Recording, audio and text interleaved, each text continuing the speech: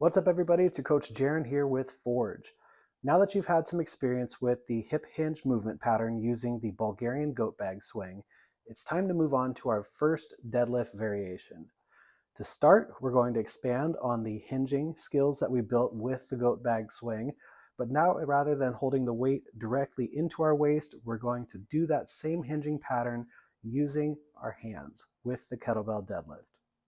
Now, the deadlift is different than any of the other main compound lifts in that we have to create a connection with the object before initiating our lift. With the squat, you start under load. The weight is on your back and you descend before ascending. With the bench press, you start with the weight in your hands under load and you descend before you ascend. With the deadlift, there is no eccentric or lowering phase on the first repetition. So it's crucial that we create tension and create a connection with the weight we're trying to lift before initiating force. That being said, with the kettlebell deadlift, we want to start with the weight directly between the arches of both feet. Both of your feet will be facing forward, and we want to begin with the same kind of a checklist that we used with the squat. The deadlift begins from the ground up. So everything that we do to get down to the weight is going to influence the position and our effectiveness with actually picking it up off the ground. So we begin by first rooting, feeling those points of pressure between the heel, little toe, and big toe of both feet, and creating an active arch in through our foot. We should feel the muscles of the foot engage. We should feel equal pressure through our feet. And once we have that sensation, then we can begin to reach down for the weight. To do this, we're going to start by going through our breathing and bracing sequence, inhaling through the nose, exhaling through the mouth, allowing the rib cage to drop, and feeling that sensation of tension in through the obliques and the abdominals. To get down to the weight, we're going to cue it exactly the same as we did with the Bulgarian goat bag swing. With the goat bag swing, we had a kettlebell and we pushed our hips back. For this variation, we're just going to place the hands at the crease of the hips and think about karate chopping our butt backwards towards the wall behind us.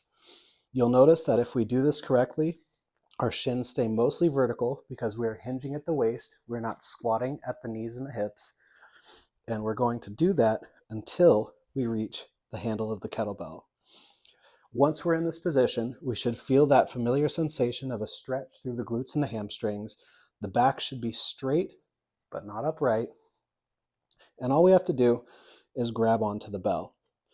Now, before we begin our lift, we're not going to just wind up and yank the weight off of the ground, but we want to create that connection like we were talking about. So what you're going to do is put just the slightest amount of tension into the weight until you feel the sensation of tightness in through your upper back and your lats. A great way to think of this is that you're trying to turn your elbows in or trying to close your armpits, almost like you had a ball back here and we wanted to squeeze it between our armpit and our tricep. Once we've done that, we've now locked in all of the muscles that support and stabilize the spine. From here, we're simply going to push through the ground and stand up by squeezing our glutes, the same way that we did with the Bulgarian goat bag swing. So all together, we're rooted properly. We inflate through the nose. Exhale to drop the ribs. Inhale again to set our brace. Hinge at the waist. Tension on the bell. Close the armpits. And push to stand, squeezing the glutes. To lower the weight, we're just going to do the same thing in reverse. Push the butt back towards the wall, feeling the stretch in the hamstrings until the weight taps the ground. We're going to maintain tension through the entire body as we do our reps.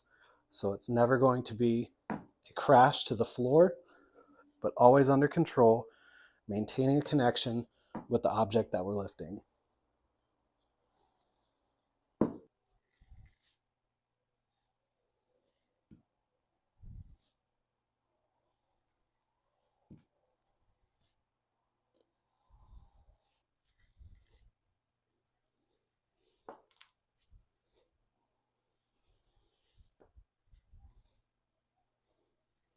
Now, the kettlebell deadlift is going to have a lot of the same limitations as the Bulgarian goat bag swing in that you're ultimately going to be limited in your ability to load the movement pattern. That's not to say that it's not a great exercise, and if you're someone who doesn't have access to barbells, you can absolutely use the kettlebell deadlift as a primary movement, working in sets of 5 to 10 as you're getting comfortable with the hinging pattern and the deadlift variation of exercise. If you have access to more than one kettlebell, you could do the double kettlebell variation. But again, even if you have double 32 kilogram kettlebells, a 140-pound deadlift is not that impressive and is not really training that movement pattern to anywhere near its real capacity. So I would suggest, after getting familiar with this exercise, if you have access only to kettlebells, to start progressing with kettlebell swing variations, such as the 2-arm, single arm, or even alternating kettlebell swings, or even something like a kettlebell clean to be able to continue to train the hinge movement pattern, as doing kettlebell deadlifts is simply going to expire as being that useful for you. If you do have access to barbells, then feel free to follow the next video where I teach you the conventional deadlift, and we expand on these movement skills in a way that allows you to continue training and adding load for the rest of your training career.